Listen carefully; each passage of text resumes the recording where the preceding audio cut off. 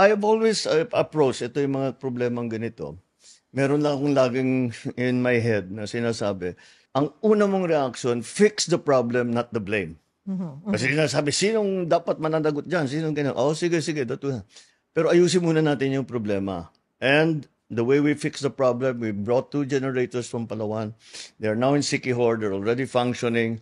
Maayos na. We even had to provide the fuel.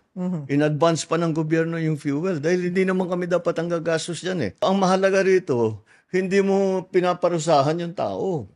So kahit na kung sino nagkamali, hindi yan ang priority natin. Ang priority natin, makapag-deliver ng kuryente sa bawat bahay. And that's what we did. Kung hindi po nakaka-deliver ang SIPCOR, ay nandoon ba yung posibilidad na pag-review kung itutuloy pa ito or kailangan humanap ng iba?